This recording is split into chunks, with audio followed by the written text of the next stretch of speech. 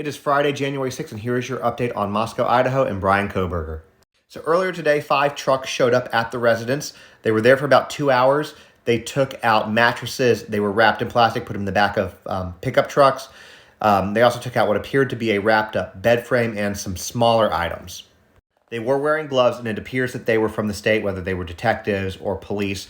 It's unsure if they were doing this on behalf of the defense or on behalf of the state, just to preserve the evidence. It also came out that the judge ordered that the house at 1122 King Road will remain a crime scene until at least February 1st.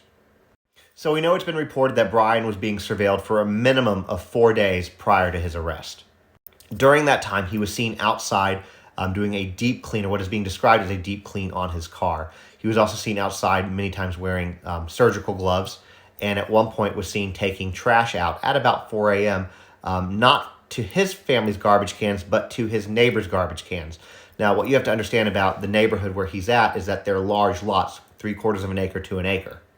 So for him to take the effort, especially at 4 a.m., to take the trash over and throw it away, dispose of it in a neighbor's trash can, is a little bit of a hike.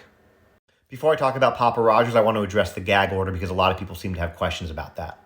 So the gag order only applies to people who are involved with the case, meaning police or the attorneys, any of the investigators. They are not allowed to talk to reporters or be interviewed by reporters, but the judge is allowing cameras in the courtroom, and anything that's spoke about while reporters are there is open to be reported. The gag order does not apply to the reporters, which is how information is still able to get out there.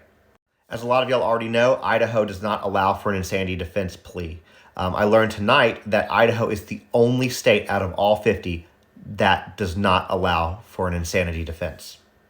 The news also addressed Papa Rogers tonight. For those of y'all who don't know, Papa Rogers was in the Facebook group. He had a lot of very interesting information and knew a lot of things well before they came out. For example, on November 30th, he talked about a sheath being found underneath Maddie, a knife sheath. He also guessed that the killer was probably in the house for a total of about 15 minutes, which is accurate.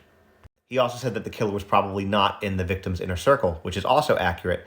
He was then removed a day before his arrest from that Facebook group, and then afterwards he has not responded since the arrest, and his account is gone. Tonight they also had on Judge Perry, who is the presiding judge over the Casey Anthony trial, and he believes that it was probably Bryan's first time doing a crime like this, but that he had the markings of a serial killer. Personally, I think that the fact that he went shopping for groceries at Albertsons a few hours after the murder kind of tells us that. Kaylee's father was also on talking about what happened with the 911 call and the roommates, but I am running out of time, so I'll have to do that in a different video.